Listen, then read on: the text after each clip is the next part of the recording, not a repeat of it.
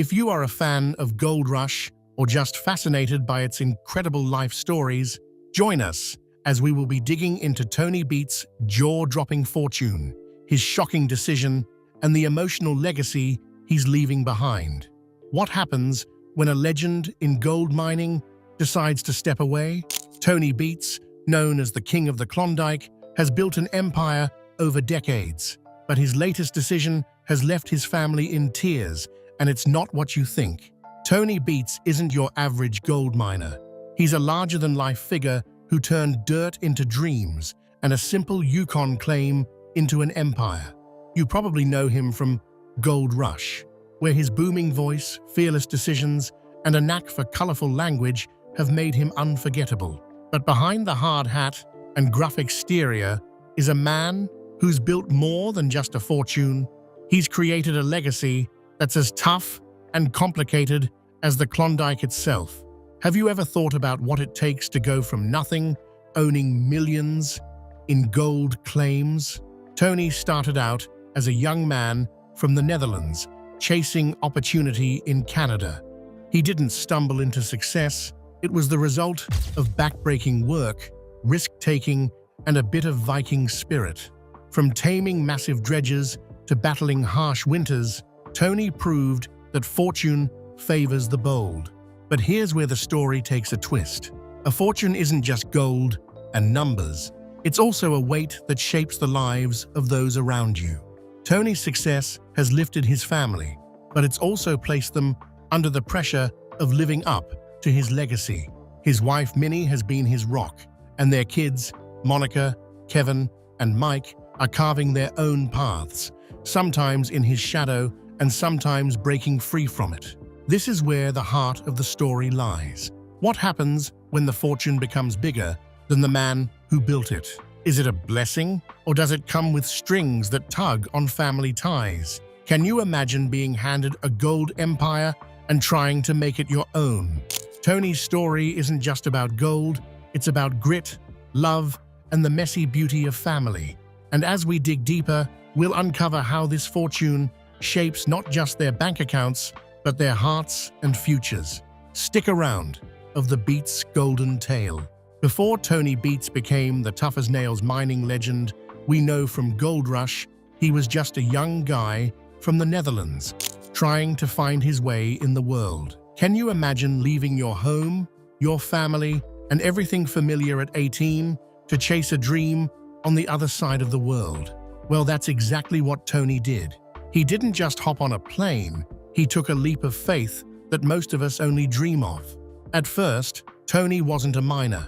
Nope, he worked all sorts of odd jobs to get by, everything from milking cows to working in construction. But it wasn't long before he realized that his true calling lay in something a lot more adventurous. With dreams of striking it rich, Tony turned his sights to Canada, the wild frontier of the Yukon. The legendary Klondike goldfields called to him like a siren song. And who could blame him? The stories of the Klondike Gold Rush were enough to get anyone's blood pumping. So, with a bag full of hope and a heart full of ambition, Tony made his move. He didn't just settle for the easy route either. He went straight to the heart of gold country, Dawson City. Now keep in mind, this wasn't a simple move to the city kind of deal. The Yukon is harsh, freezing winters, unpredictable terrain, and a whole lot of uncertainty. But Tony didn't back down. He was in it for the long haul. He worked as a machine operator for a mining company, learning the ropes and building his skills. From there, it wasn't long before he realized that to make it big, he needed to take bigger risks. And take risks he did. By the mid-80s, Tony had purchased his first gold claim, Paradise Hill. He didn't just pick it up either. He earned it. And that's where the real magic began. From there, he expanded his mining empire, buying more claims, restoring old dredges, and eventually becoming one of the wealthiest miners in the Klondike. All those years of hard work, uncertainty, and risking it all came down to one thing: the unshakable belief that you get out what you put in. Tony Beets didn't just find gold in the earth, he struck gold in life. His journey from the small village in the Netherlands to the vast, unforgiving wilderness of the Yukon proves that with enough grit, a bit of luck, and a whole lot of courage, you can change the course of your future. And trust me, this is just the beginning of Tony's journey. Stay tuned because it's about to get even more interesting. So let's talk about Tony Beets' real rise to fame. You know, it wasn't just about finding gold. It was about thinking bigger, working harder, and taking risks that most people would shy away from. After he bought his first gold claim, Paradise Hill, Tony wasn't just content with the basics. Nope, he didn't just go in with a shovel and a pickaxe like the old-timers. Tony's mind was always turning, always thinking about how to do things better, faster, and more efficiently. He restored massive old dredges, these giant machines that were a piece of mining history, and put them to work again. Who else was doing that? Not many, and that's how Tony started making a name for himself. But here's the thing, when you start making waves, people take notice. And in Tony's case, it wasn't just the mining world. In the mid-2000s, the reality TV show Gold Rush came knocking. The producers wanted to show the real-life struggles of people trying to strike it rich in the Yukon, and they were looking for characters who were larger than life. Enter Tony Beets. With his thick Dutch accent, tough-as-nails attitude, and fearless approach to mining, Tony was a natural fit for the show. But here's where things got interesting. Gold Rush wasn't just about showing off Tony's gold mining skills. It was about his family too. Suddenly, the Beets family found themselves in the spotlight. Tony's wife, Minnie, became a strong presence on the show, managing everything behind the scenes. His kids, Kevin, Monica, and Mike, were all part of the operation in one way or another. The Beets' homegrown gold rush wasn't just on TV, it was part of the family's real-life grind. Think about it. How many people do you know who started a career and then had it broadcast to millions of viewers? Tony went from being a tough, independent miner to a reality TV star. And with that, his fortune and family went from being relatively unknown to being in the public eye every single week. Isn't it wild how a TV show can change everything? How would you feel if your whole family's personal struggles and triumphs were turned into episodes? When you think about Tony Beets, what probably comes to mind is his larger-than-life personality and his tough-as-nails reputation on Gold Rush. But behind all that, Tony's rise to becoming one of the wealthiest and most influential miners in the Yukon came down to one key factor: smart, strategic investments. Let's talk about those historic dredges, for instance. In the world of gold mining, these old, rusting machines weren't just pieces of junk, they were gold mines waiting to be revived. Tony didn't just see a broken-down dredge, he saw an opportunity. So he bought them, restored them, and put them to work. It wasn't just a stroke of luck. It was Tony's ability to look at something most people would dismiss and see its hidden potential. Those dredges weren't just cool antiques. They were workhorses that helped him unearth millions of dollars in gold. In a world where mining is about efficiency and maximizing output, these dredges were game changers. Then there are Tony's land claims. When Tony bought up his claims in the Yukon, he didn't just buy land, he bought future success. The Yukon is full of gold, but it's also full of competition. Securing valuable land and making the right investment decisions wasn't a guarantee of instant riches. But Tony's track record of finding rich deposits and knowing when to strike was a testament to his sharp eye for business. Over the years, his land holdings grew, and with it, so did his wealth. By the time he became a key figure on Gold Rush, Tony Beets wasn't just a miner, he was a gold mining mogul. His business empire wasn't just about the gold he was pulling from the ground. It was about the investments he'd made years before, laying the groundwork for his long-term success. Think about it. How many people get the chance to look back at their career and say, yeah, I made the right call over and over again? Tony's investments in machinery, land, and innovation paid off, making him one of the wealthiest miners in the Yukon. And that success cemented his place in the history of gold mining. But here's the kicker. Success didn't just land in Tony's lap. It's one thing to take a risk, but it's another to stick with it when the odds aren't in your favor. Tony's journey wasn't without its struggles, but his ability to see opportunities where others saw obstacles is what set him apart. So, what happens when a man becomes famous? And not just a little famous, but TV famous, with millions of people watching his every move. It's a roller coaster, to say the least. Tony Beets didn't just strike gold in the Yukon, he struck gold with Gold Rush. And with that fame came a whole new set of challenges, especially for his family. Let's start with Minnie, Tony's wife. If you've watched the show, you know that Minnie is the steady hand that keeps the Beets family grounded. She's not the one out there in the mud running the dredges, but trust me, she's the backbone of the operation. Minnie manages the home front and the business side of things, which isn't as glamorous as it sounds. Think about it. Being married to a man who's constantly on the move, managing a high-risk gold mining business, and now, thanks to the show, being thrust into the public eye. It can't be easy, but Minnie takes it all in stride, keeping the family and business running smoothly. Then there's the kids, Kelvin, Monica, and Mike. They grew up in this gold rush lifestyle, but it's one thing to watch your dad work from the sidelines, and it's another to dive in head first. Kevin has had a lot of on-screen moments, helping his dad with the machines, and let's face it, dealing with Tony's fiery temper. Monica, on the other hand, has always shown that she's a bit of a wild card. She's worked in the mining operation too, but there's a hint of independence in her that you can't ignore. And Mike? Well, Mike has always been in the mix too, though he's also done some of his own things outside of the family business. Now, this is where things get interesting. Fame and fortune can come with a hefty price tag, and for the Beets family, it hasn't always been easy.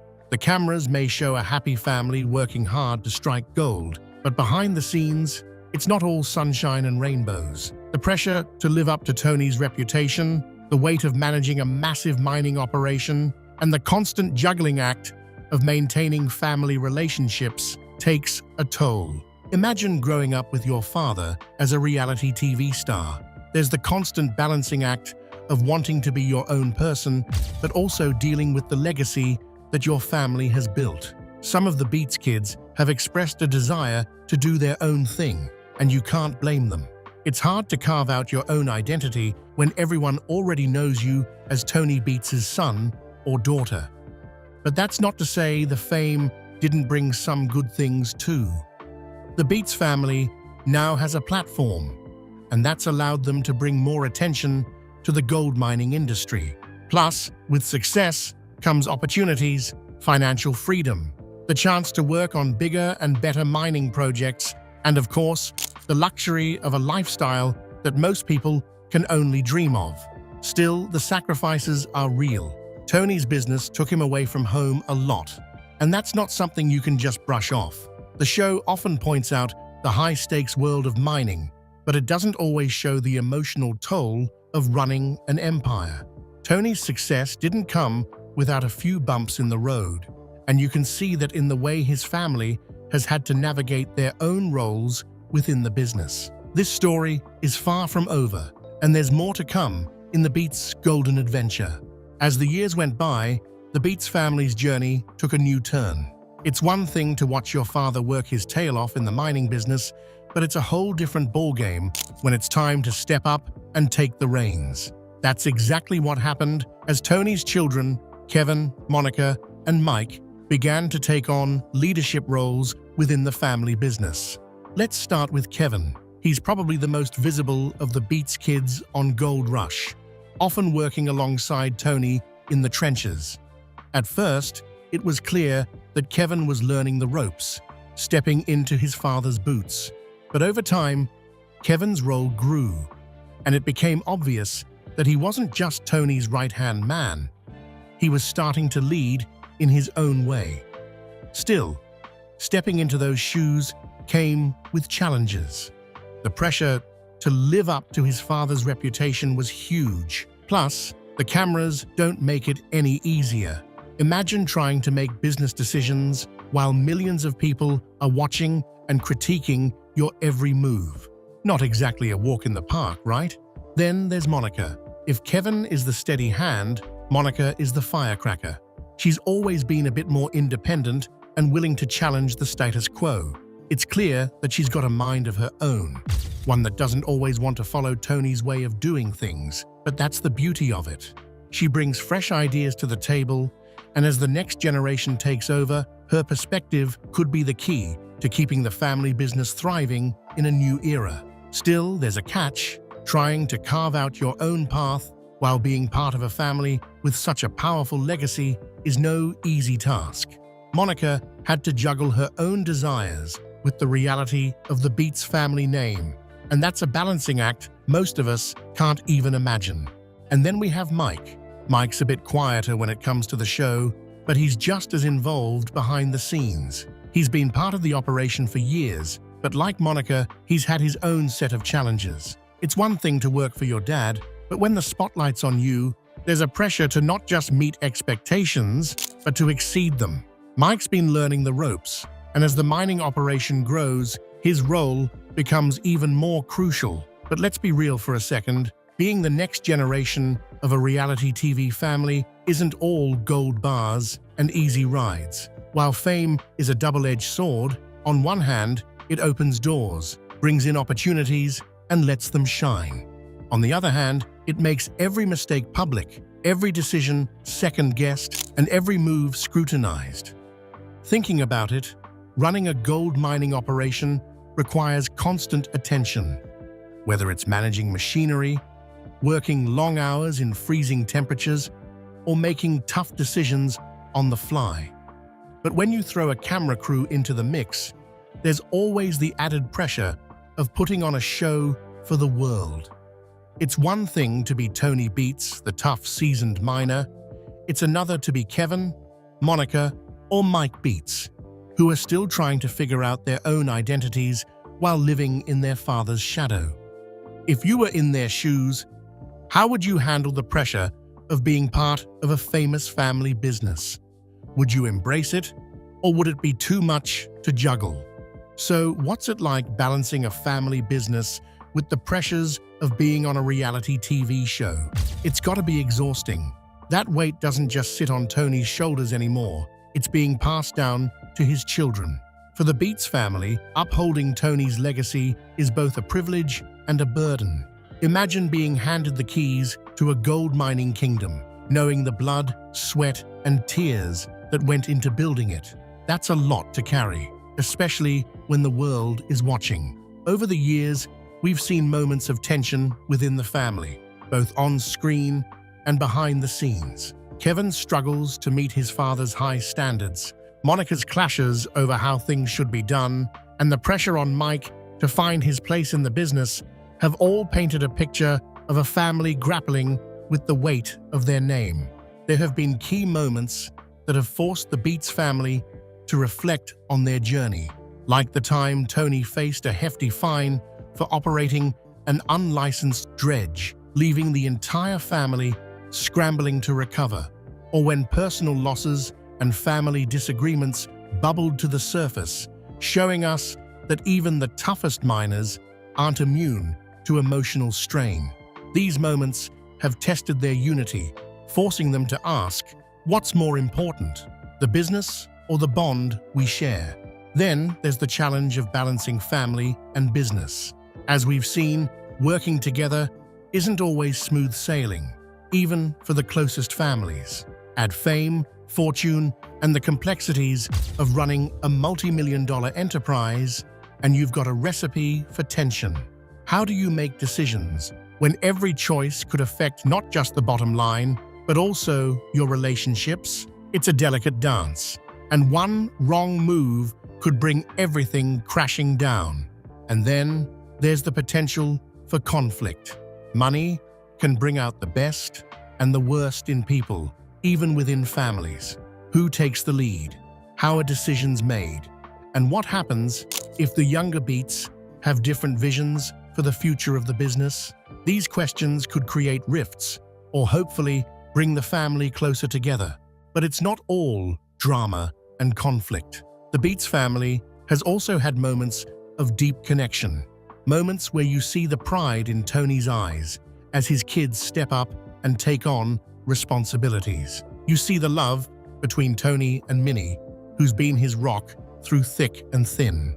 You see a family that, in spite of their differences, share a common goal of keeping the dream alive. And that brings us to the big question.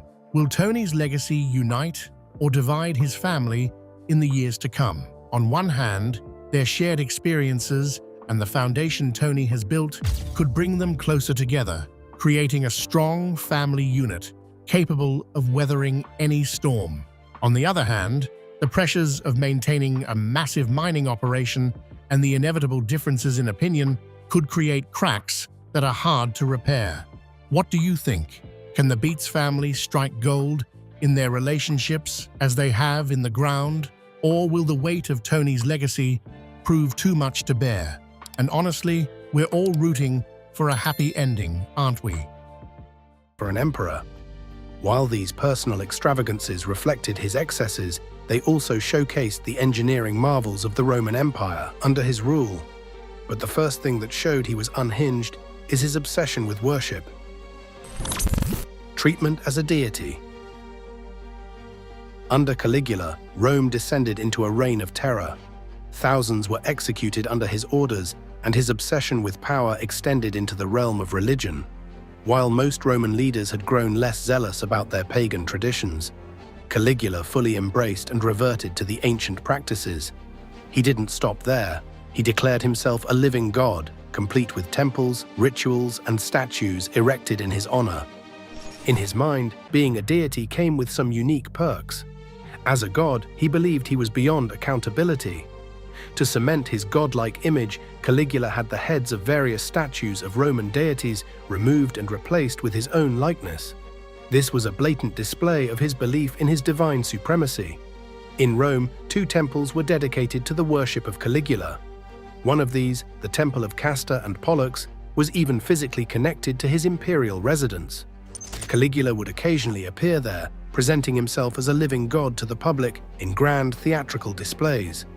But perhaps the most controversial act of his so-called divinity was his decree to place a statue of himself inside the Jewish temple in Jerusalem, a sacred place where no graven images were allowed.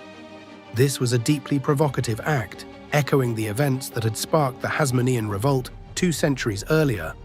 Rebellion seemed inevitable. However, Caligula's childhood friend, Herod Agrippa I, stepped in. Having grown up alongside Caligula in Rome, Agrippa used their connection to plead with the emperor. Surprisingly, Caligula listened. The order was withdrawn, and Jerusalem became the one place in the empire where Caligula's statue did not appear. This rare moment of reason amid Caligula's madness likely prevented an outright revolt in Judea, but it didn't change the fact that his reign had become a dangerous mix of megalomania and terror. It wasn't enough for him to just be seen as a god. He wanted to demonstrate his supremacy over other gods. Among the many bizarre episodes that defined Caligula's reign, none stands out quite like his so-called War on Neptune. Around AD 39, while campaigning in Gaul, Caligula appeared poised to achieve a great military feat: the invasion of Britain. This would have been a monumental step for Rome, securing valuable resources and extending the empire's reach. But what unfolded on the shores of the English Channel baffled even his closest advisors. Instead of preparing his legions for a proper invasion, Caligula ordered them to line up along the coastline, not to battle an enemy army, but the sea itself. According to the historian Suetonius, the emperor commanded his soldiers to attack the waves with their swords, as though Neptune, the god of the sea, was their adversary. He instructed them to collect seashells from the shore, if that wasn't strange enough. These, he triumphantly declared, were the spoils of war trophies to symbolize his victory over the ocean. Caligula even had the loot transported back to Rome to display his conquest. This surreal episode, whether a calculated attempt to humiliate his troops or an unhinged display of megalomania, solidified Caligula's reputation as an emperor both feared and mocked. His war against Neptune wasn't just a demonstration of power, but a performance of madness. But his thirst for reverence might have been a way to compensate for his unappealing looks, something he was so insecure about he could kill because of it. Embarrassing insecurities. Not every Roman emperor cut the imposing figure of a statesman or warrior, and Caligula was a prime example of this. Despite being born into one of Rome's most illustrious families, his physical appearance was far from majestic. By his early 20s, the young emperor had developed a look that could charitably be described as unconventional. His pale, gaunt frame was overrun with unruly hair sprouting from his neck downward, giving him an unkempt and somewhat feral appearance. The Roman historian Suetonius, never one to mince words, offered a particularly cutting description of Caligula's looks. He was horribly pale, had the face of an old man, with gloomy, deep-set eyes.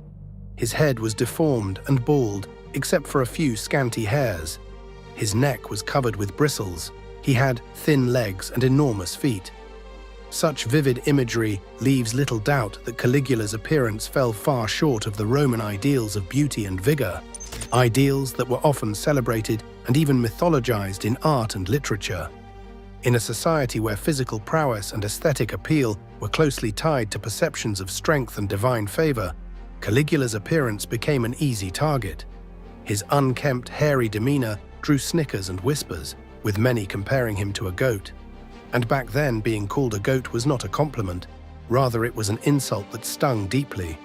For a man with absolute power over an empire, being the butt of such a humiliating joke was intolerable. Caligula reacted as only an insecure autocrat could, by legislating against mockery. He passed a law forbidding anyone from even mentioning goats in his presence. This bizarre decree only underscores how acutely he felt the sting of ridicule. However, the goat jokes weren't his only source of insecurity. Baldness, a trait that plagued many in his family line, began to manifest early in Caligula's life. Romans placed great cultural significance on a man's hair. A full head was seen as a sign of youth, vitality, and authority. Losing his hair prematurely was not only a personal blow, but also a public one, as it diminished his image as a powerful and virile ruler. To combat this, Caligula took extreme measures, issuing a decree that forbade anyone from standing higher than him or looking down on him as he passed. Whether this law was intended to obscure his receding hairline or to reinforce his dominance, it reveals a man deeply troubled by the perception of his physical shortcomings. Caligula's insecurities didn't stop at legislative decrees.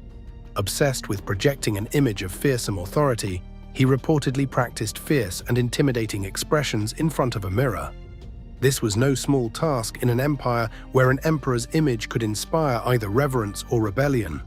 Caligula's fixation on his appearance and its role in maintaining his grip on power paints a picture of a ruler whose ego was as fragile as his authority was absolute. These glimpses into Caligula's psyche reveal the contradictions of his rule.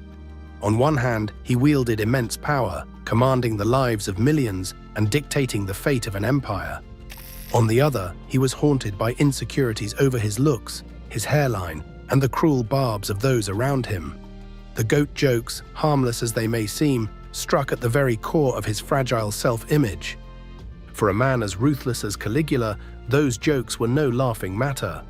His reign was marked by tyranny, cruelty, and the elimination of those who crossed him, and one can only imagine the fates of those foolish enough to flout his edicts or mock him openly. Caligula ruled with an iron fist, but his physical insecurities revealed the chinks in his psychological armor, proving that even an emperor couldn't escape the weight of his own vanity. Killer entertainment. One thing Caligula loved above all else was being entertained, and he was willing to go to extraordinary lengths to ensure his amusement. In an era where spectacle and violence often intertwined, there was no greater source of entertainment than the gladiator games at the Colosseum, the grand arena that stood as a testament to Rome's wealth, power, and penchant for blood sport. Caligula never missed his share of gladiatorial combat. The emperor's attendance at these events was more than just a diversion. It was a performance of imperial power. He relished the ability to manipulate life and death from his elevated seat. But even that wasn't enough to satisfy his thirst for excitement. To make the games more exhilarating, he sometimes turned the audience itself into unwilling participants.